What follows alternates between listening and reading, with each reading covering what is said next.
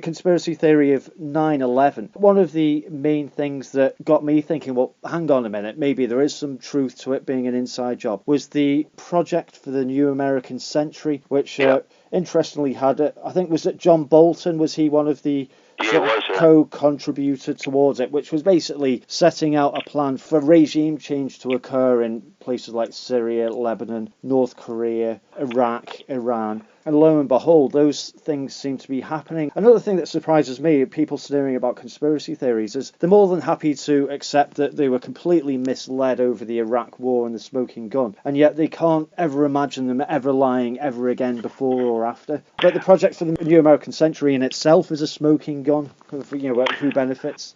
Well, this is, again, this schizophrenia. It's both public and journalistic schizophrenia, where journalists who just repeated the official story that there were weapons of mass destruction in Iraq when the people telling them knew they weren't. And I was writing in books at the time, actually, saying there are no weapons of mass destruction in Iraq. They're making it up. But of course, that's that nutter Icke. And then eventually it became clear that there were no weapons of mass destruction in Iraq. So the invasion was based on a lie, and of course the catastrophe that's followed we've all seen. But then you've got this journalistic schizophrenia that can then say, yeah, okay, we were lied to about weapons of mass destruction in Iraq, and then believe and leave again unquestioned claims about 9/11 that came from the very same people that told them about weapons of mass destruction in Iraq when they knew they weren't. If someone's lied to you, just take someone you know. If they've lied to you blatantly about something, are you not going to question what else they've told you that might not be true? Of course you are. It's the most natural thing in the world.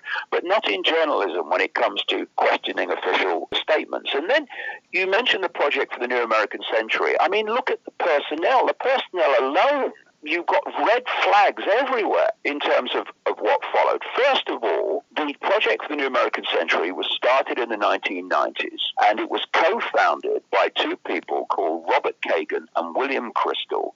In the project for the New American Century were Dick Cheney, who would eventually become Vice President of the United States, President in truth under Boy George Bush. You had Donald Rumsfeld, who would be head of the Pentagon, Secretary of State for Defense, at the time that Cheney was in the White House. You had Paul Wolfowitz, who was his deputy in the Pentagon. You had Dov Zakheim, who was the comptroller of the Pentagon at the time of 9/11. That controlled the entire budget of the Pentagon. And by the way, it was announced under Zakheim's watch that the Pentagon had lost something like $2.5 trillion.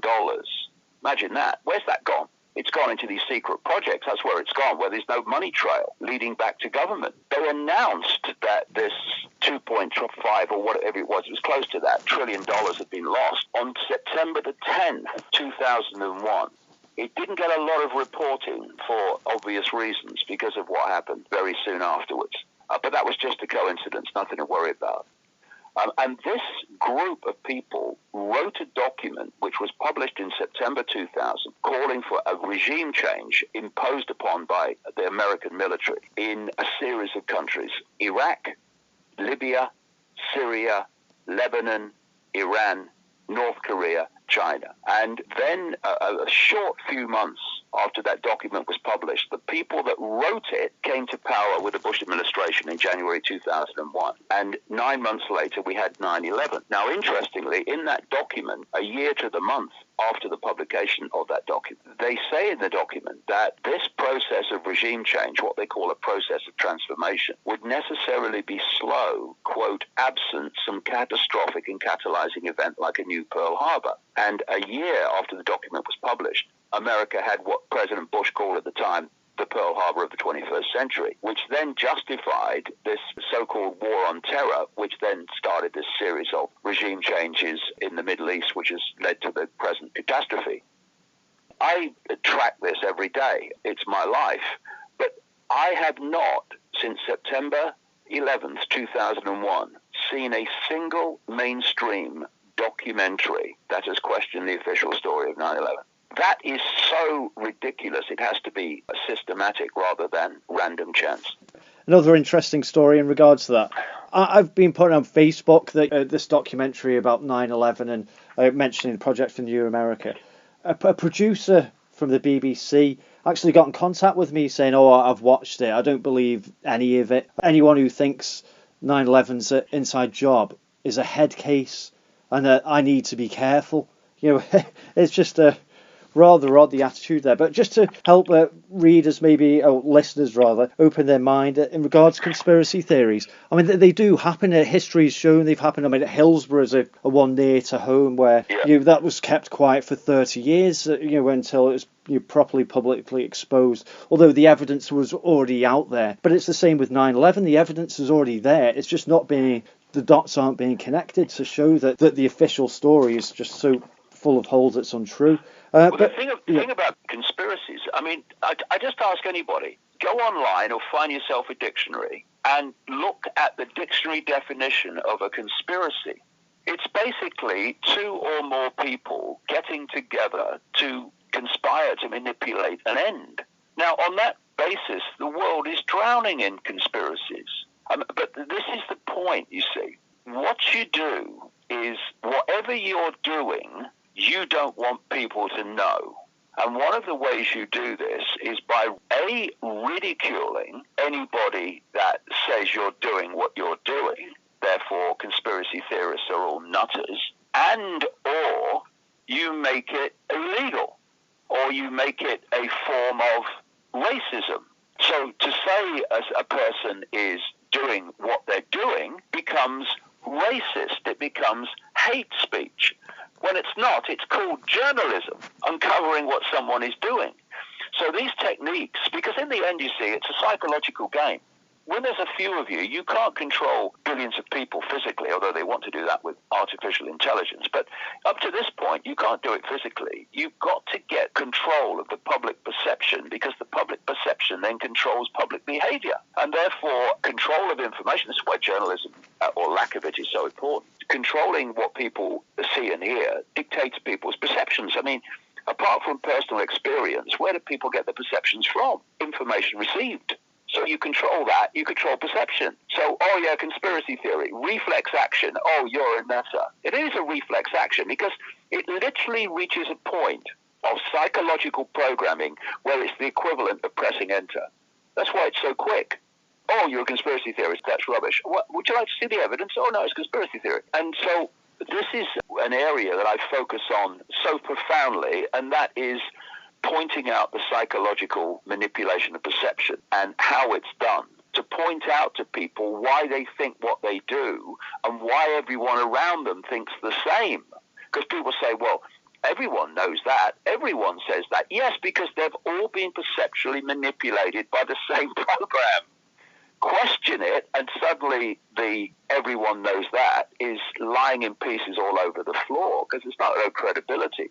Repetition is one of the greatest forms of mind control. Repeat the lie, repeat the lie, repeat the lie becomes truth. This is how it works. People also don't want the hassle of challenging the norms because there's a lot of hassle that comes with it. The ridicule, the condemnation, the people thinking you're a bit strange. All this is just part of the course. It's part of the job of actually challenging norms. Most people don't want to do that, so they just repeat the norms and stay in the box, stay in the perceptual prison cell, which is how the few control the many. Well, I think you call that the postage stamp agenda, don't you? I think. The postage stamp consensus, I call it. Yeah. Oh yeah. Well, I think you were until recently. I was within that postage stamp without realising it. So I'm glad to have stepped out. But I tell you, for anyone out there that thinks, oh no, I'd like to question things and I'd like to give my opinion, which is different to the norm, but what will happen? I tell you what will happen. You'll set yourself free. You set yourself free. Once you step out of concern or fear of what other people think of you, and you speak your truth because you have not only the integrity, you have the self-respect to speak your truth and not repeat someone else's without question, then you'll see what freedom really is, the freedom to open your mouth and say what you think without mental gymnastics going on. How do I put this so they'll think I'm not crazy? What do I leave out so they'll think I'm sane? I passed that time a long time ago where I couldn't give a damn whether people think I'm sane or not. I'm just interested in the truth and what's going on, and it's a wonderful freedom. It's a wonderful freedom. There's no concern about, well, what will they think if I say this? My concern is it true or not? That's my only concern. If I think it's true, I'm going to say it. Yeah, that seems to be a great philosophy for a journalist. I hope to it try is, actually, isn't it? Yeah, if only more of them were like that. You mentioned there, just in regard to racism allegations. I know you've suffered that yourself during the UK tour. This is nothing to do with anti-Semitism. It's to do with a much bigger agenda of silencing freedom of speech. So what you're looking at, therefore, is a spineless theme that appears through journalism, appears through venue owners, appears through members of parliament, that will not stand up for freedom of speech. And this is something that sickens me beyond belief, because what these organizations have done, there are many of them, and they operate worldwide under something the Israeli government calls the Hasbara, or the explaining. What they've done is weaponize the term anti-Semitism. So what happens is they have so weaponized it, they've made it such a term that generates immediate fear that people's backbones go when anyone mentions it. Oh, there's a problem with anti-Semitism. Oh my God, not anti-Semitism. But again, we're back to this question that's been a theme of this chat. Is it true? Is it true? Do some people hate Jewish people because they're Jewish? Yes, no doubt they do. And that's ridiculous. But that doesn't mean that every time the term anti-Semitism is thrown at someone that it's actually applicable and true and justified. In my experience, large number of times it's not, because at the same time these groups have appeared to weaponize anti-Semitism and use it as a way of silencing people, saying things they don't want the public to hear. They've also widened in the last short number of years, 2016 I think, the definition of anti-Semitism, which has gone from hatred of Jewish people because they're Jewish, which, like I say, is a ridiculous thing to do anyway, to criticism of Israel. So a lot of these people in the Labour Party that are being targeted are not being racist at all. They're just criticizing Israel and its behavior and its treatment of Palestinians. When you look at what has been done to Palestinians in Gaza in the last week, of course, there's a massive PR problem between the Israeli government and the people of the world, basically. And these groups are there to do whatever they can to mitigate that situation by preventing the legitimate exposure of what the Israeli government is doing. This is a very important point. What they say when you talk about, you mention people who are Jewish, like William Crystal and Robert Kagan, Paul Wolfowitz, Doug Zackheim, etc., are involved in manipulation. They say that, and it's obviously, something that's been agreed as part of the script, that's an anti-Semitic trope. That's the line they use, that Jews run the world. Right, okay. But I'm not saying that. I'm saying these people are manipulating in the situation they're in government or in military or in the Pentagon or whatever. So they reach a situation with this, that's an anti-Semitic trope, that if you mention anyone at all who is Jewish in relation to their manipulation of a situation, you're immediately anti-Semitic.